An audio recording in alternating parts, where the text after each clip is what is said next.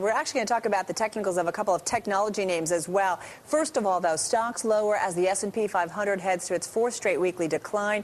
Katie Stockton is chief market technician over at MKM Partners. She says that while we may see some stabilization in the near term, a fairly broad-based correction will continue. She joins us now from Stamford, Connecticut with more. Katie, good morning. Good morning. Hey, so let's cut right to the chase. I mean, we did have quite a rally off those March lows. We've seen a pullback over the last 3 weeks. What's next? So we're going to continue to see some pullback here, Katie?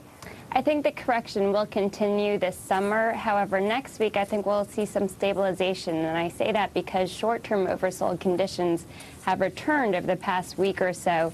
In fact, about half of the components of the S&P 500 are now oversold based on an overbought oversold measure that I use. It's a very common measure, and that indicates that we can see some stabilization or potentially even a slight oversold bounce to sell into to avoid a deeper correction. We've got a weekly chart of the S&P 500, and we've got a blue line across kind of showing where the S&P has peaked, and it kind of can't get above that level. That's key? Right, that's key resistance on the chart. So 944 approximately is a January high. That's resistance that defines the upper boundary of an intermediate term basing phase. We've seen high beta areas of the market like the NASDAQ Composite Index and the Russell 2000 Index already exceed that resistance. So that bodes well for an eventual breakout in the S&P 500. But of course, first, I think we'll see a deeper correction. And Katie, it's Mark Crumpton with Carol. When you say an eventual breakout, when's eventual? I think it's this fall. So I think we'll have a nice buying opportunity towards the end of the summer, and we'll take it, the market higher through year end. I'm sorry. No, go ahead, Mark. This fall, what factors are you looking at that lead you to believe that this fall might be that breakout time?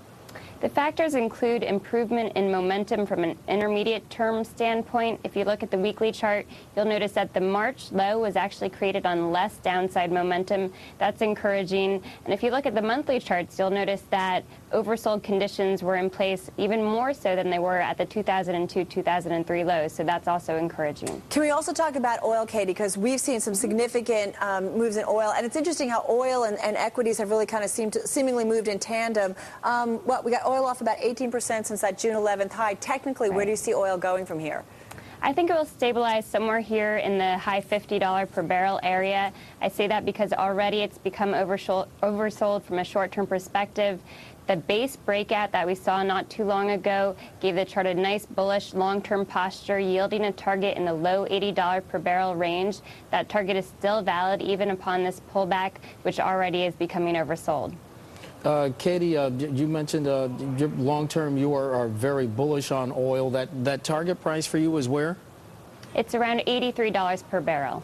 When you see today's price, when you see it at 69, what below that? I'm sorry, it was actually below 59, as our Lydia Fu told us. What do you make of that right now?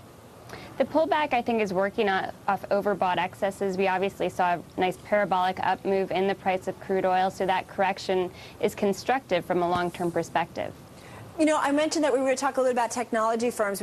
Mark talked about Cisco and kind of quelling some concerns about job cuts, saying that they were previously announced. There's two tech charts I know you're watching, Katie, Qualcomm and Google. We can bring them up for our viewers. What are you noticing with these names? Maybe we'll start with Qualcomm.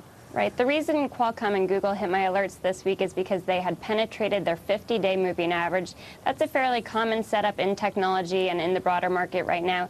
It just suggests that some stocks are breaking short-term support levels, and it reflects a loss of short-term momentum. So it signals that a deeper correction is in store. Again, maybe not next week, but into the end of at least the month of July.